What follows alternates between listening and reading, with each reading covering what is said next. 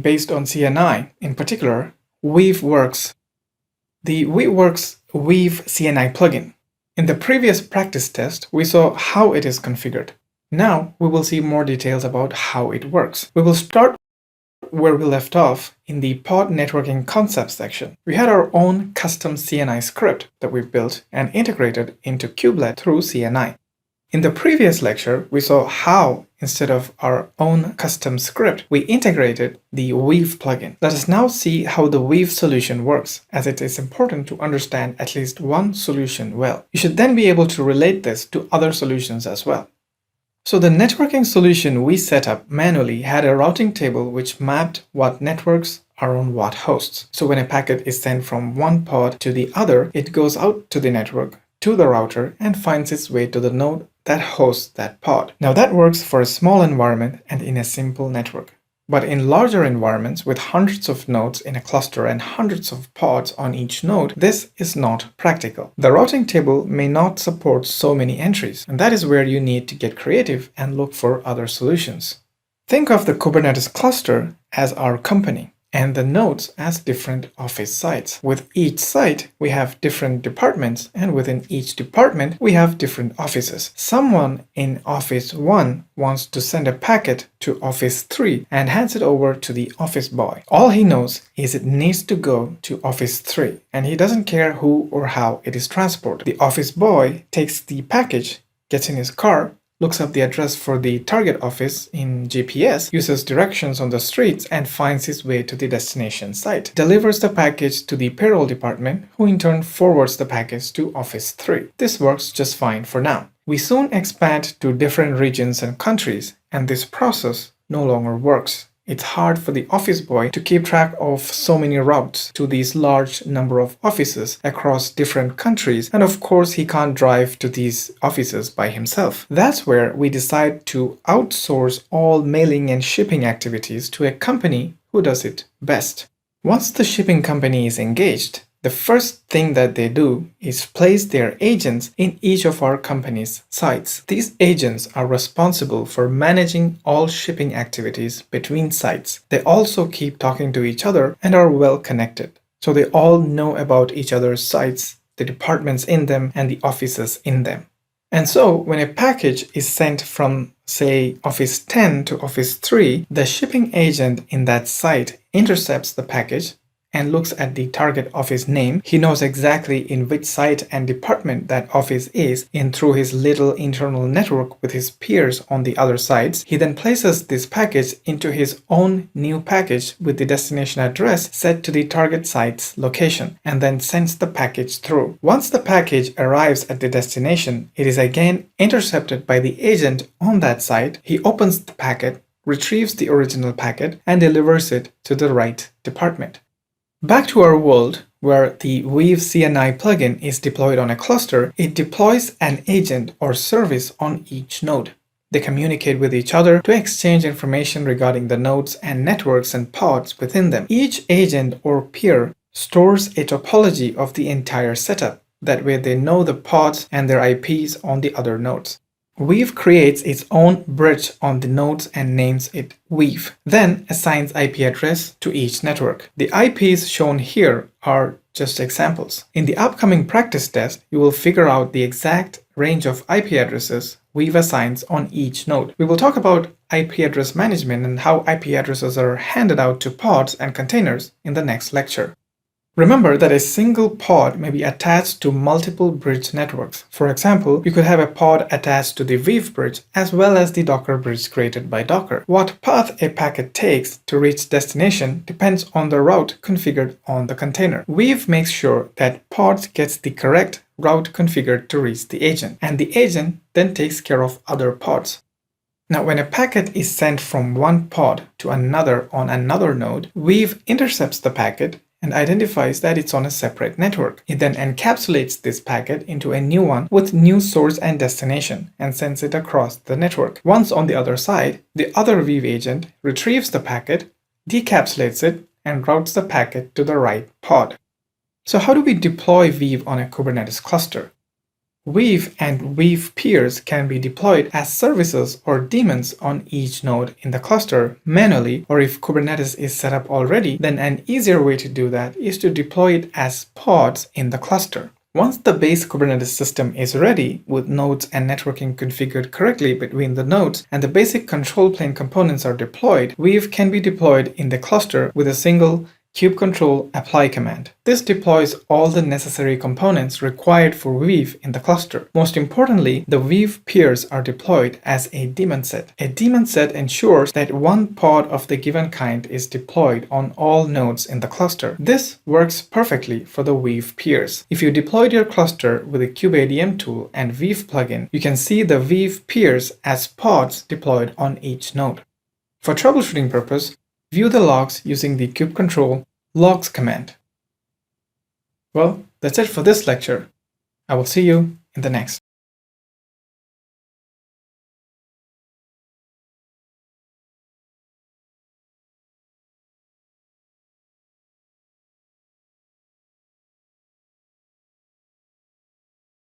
Hello and welcome to this lecture. In this lecture, we discuss about IP address management. So how does IP address management work in Kubernetes? This section does not concern the IP address assigned to the nodes in the network. You can manage that on your own or with your own external IPAM solutions. What this section covers is how are the virtual bridge networks in the nodes assigned an IP subnet? And how are the pods assigned an IP? Where is this information stored? And who is responsible for ensuring there are no duplicate IPs assigned? Let's start with the who. Let's ask CNI, as they're the ones who define the standards. CNI says it is the responsibility of the CNI plugin, the network solution provider, to take care of assigning IPs to the containers. Remember the basic plugin we built earlier? We actually took care of assigning IP addresses within this plugin. There was a section for assigning IP to the container network namespace. But how do we manage these IPs? Now, Kubernetes doesn't care how we do it. We just need to do it by making sure we don't assign any duplicate IPs and manage it properly. An easy way to do it is to store the list of IPs in a file and make sure we have necessary code in our script to manage this file properly. This file would be placed on each host and manages the IPs of pods on those nodes. Instead of coding that ourselves in our script, CNI comes with two built-in plugins to which you can outsource this task to. In this case, the plugin that implements the approach that we followed for managing the IP addresses locally on each host is the host local plugin.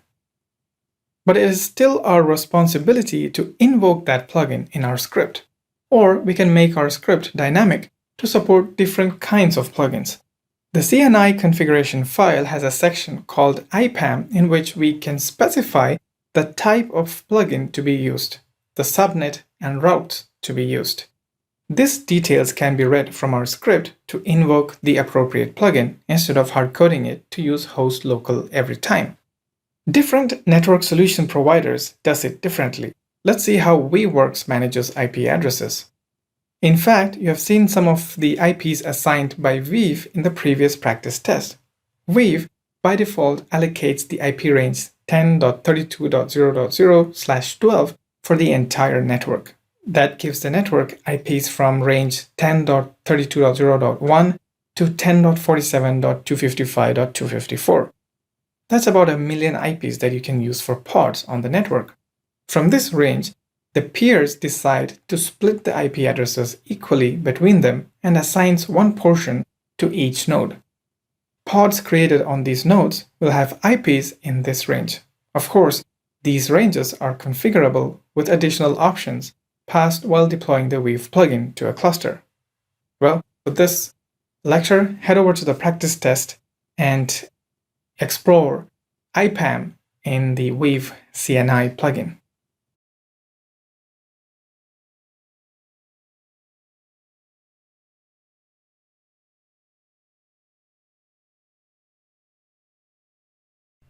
Hello and welcome to this lecture. In this lecture, we will discuss about service networking. In the previous lectures, we talked about pod networking. how bridge networks are created within each node, and how pods get a namespace created for them, and how interfaces are attached to those namespaces, and how pods get an IP address assigned to them within the subnet assigned for that node. And we also saw through routes or other overlay techniques, we can get the pods in different nodes to talk to each other, forming a large virtual network where all pods can reach each other.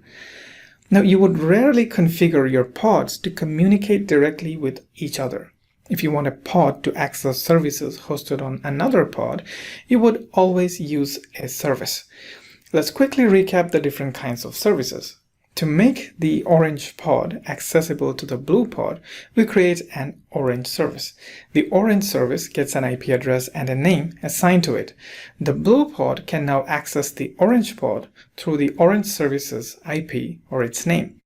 We'll talk about name resolution in the upcoming lectures. For now, let's just focus on IP addresses. The blue and orange pod are on the same node. What about access from the other pods on other nodes? When a service is created, it is accessible from all pods on the cluster, irrespective of what nodes the pods are on. While a pod is hosted on a node, a service is hosted across the cluster. It is not bound to a specific node. But remember, the service is only accessible from within the cluster. This type of service is known as cluster IP. If the orange pod was hosting a database application that is to be only accessed from within the cluster, then this type of service works just fine. Say, for instance, the purple pod was hosting a web application. To make the application on the pod accessible outside the cluster, we create another service of type node port. This service also gets an IP address assigned to it and works just like cluster IP. As in, all the other pods can access this service using its IP. But in addition, it also exposes the application on a port on all nodes in the cluster. That way, external users or applications have access to the service. So that's the topic of our discussion for this lecture. Our focus is more on services and less on pods.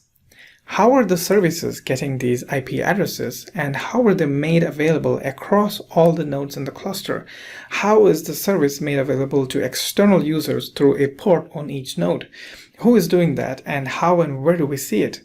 So let's get started. Let's start on a clean slate. We have a 3-node cluster, no pods or services yet. We know that every Kubernetes node runs a kubelet process, which is responsible for creating pods. Each kubelet service on each node watches the changes in the cluster through the kubeAPI server, and every time a new pod is to be created, it creates the pod on the nodes. It then invokes the CNI plugin to configure networking for that pod. Similarly, each node runs another component known as kubeproxy. kubeproxy watches the changes in the cluster through kubeAPI server, and every time a new service is to be created, kubeproxy gets into action. Unlike pods, services are not created on each node or assigned to each node. Services are a cluster-wide concept. They exist across all the nodes in the cluster. As a matter of fact, they don't exist at all. There is no server or service really listening on the IP of the service. We have seen that pods have containers, and containers have namespaces with interfaces and IPs assigned to those interfaces. With services, nothing like that exists. There are no processes or namespaces or interfaces for a service. It's just a virtual object. Then how do they get an IP address, and how are we able to access the application on the pod through service? When we create a service object in Kubernetes, it is assigned an IP address from a predefined range. The kubeproxy components running on each node gets that IP address and creates forwarding rules on each node in the cluster, saying any traffic coming to this IP, the IP of the service, should go to the IP of the pod. Once that is in place, whenever a pod tries to reach the IP of the service, it is forwarded to the pod's IP address, which is accessible from any node in the cluster. Now remember, it's not just the IP, it's an IP and port combination. Whenever services are created or deleted, the kubeproxy component creates or deletes these rules. So how are these rules created? Kubeproxy supports different ways, such as user space, where kubeproxy listens on a port for each service and proxies connections to the pods by creating IPVS rules, or the third and the default option, and the one familiar to us, is using IP tables. The proxy mode can be set using the proxy mode option while configuring the kubeproxy service. If this is not set, it defaults to IP tables. So we'll see how IP tables are configured by kubeproxy and how you can view them on the nodes. We have a pod named DB deployed on node 1. It has IP address 10.244.1.2. We create a service of type cluster IP to make this pod available within the cluster. When the service is created, Kubernetes assigns an IP address to it. It is set to 10.103.132.104. This range is specified in the Kube API server's option called Service Cluster IP Range, which is by default set to 10.0.0.0/24. In my case, if I look at my Kube API server option, I see it is set to 10.96.0.0/12. That gives my services IP anywhere from 10.96.0.0 to 10.111.255.255. A relative point to mention here, when I set up my pod networking, I provided a pod network CIDR range of 10.244.0.0/16, which gives my pods IP addresses from 10.244.0.0 to 10.244.255.255. The reason I brought this up here is because whatever range you specify for each of these networks, it shouldn't overlap, which it doesn't in this case. Both of these should have its own dedicated range of IPs to work with. There shouldn't be a case where a pod and a service are assigned the same IP address.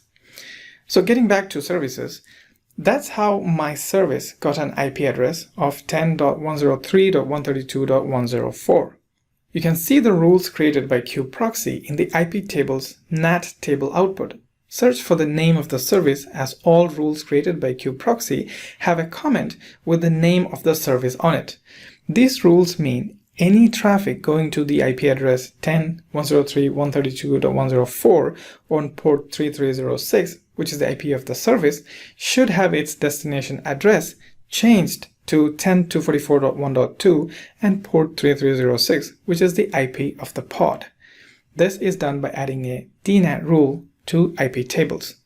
Similarly, when you create a services of type node port, kubeproxy creates IP table rules to forward all traffic coming on a port on all nodes to the respective backend pods. You can also see kubeproxy create these entries in the kubeproxy logs itself.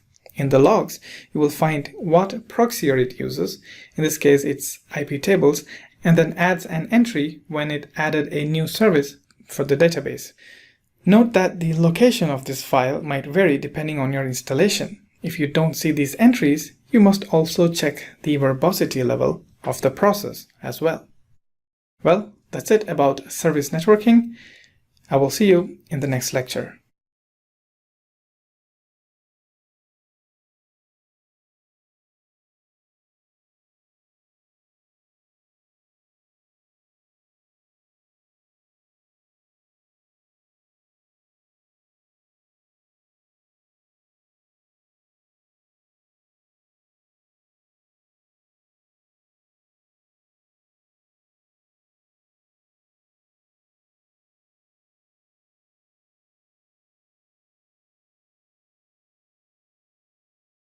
We will discuss about DNS in the Kubernetes cluster.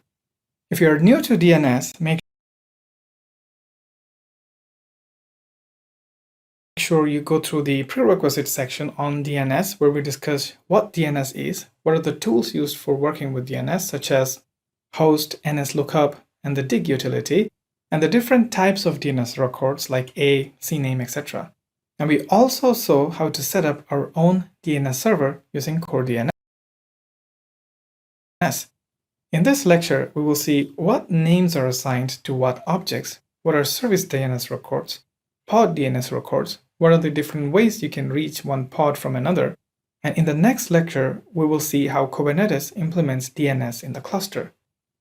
So we have a 3-node Kubernetes cluster with some pods and services deployed on them. Each node has a node name and IP address assigned to it. The node names and IP addresses of the cluster are probably registered in a DNS server in your organization. Now, how that is managed, who accesses them, are not of concern in this lecture. In this lecture, we discuss about DNS resolution within the cluster, between the different components in the cluster, such as pods and services.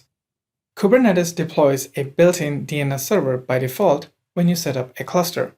If you set up Kubernetes manually, then you do it by yourself. We will see how that is done and how it is configured in the next lecture. As far as this lecture is concerned, we will see how it helps pods resolve other pods and services within the cluster. So we don't really care about nodes. We focus purely on pods and services within the cluster. As long as our cluster networking is set up correctly, following the best practices we learned so far in this section, and all pods and services can get their own IP address and can reach each other, we should be good. Let's start with just 2 pods and a service. I have a test pod on the left with the IP set to 10.244.1.5, and I have a web pod on the right with the IP set to 10.244.2.5. Looking at their IPs, you can guess that they're probably hosted on 2 different nodes, but that doesn't really matter. As far as DNS is concerned, we assume that all pods and services can reach each other using their IP addresses. To make the web server accessible to the test pod, we create a service. We name it web service. The service gets an IP 10.107.37.188. Whenever a service is created, the Kubernetes DNS service creates a record for the service. It maps the service name to the IP address. So within the cluster, any pod can now reach this service using its service name. Remember, we talked about namespaces earlier, that everyone within a namespace address each other just with their first names, and to address anyone in another namespace, you use their full names. In this case, since the test pod and the web pod and its associated service are all in the same namespace, the default namespace, you were able to simply reach the web service from the test pod using just the service name web-service.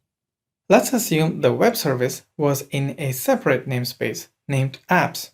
Then, to refer to it from the default namespace, you would have to say webservice.apps.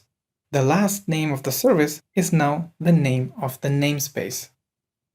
So here, web service is the name of the service and apps is the name of the namespace. For each namespace, the DNS server creates a subdomain. All the services are grouped together into another subdomain called SVC. So what was that about? Let's take a closer look. Web service is the name of the service and apps is the name of the namespace. For each namespace, the DNS server creates a subdomain with its name.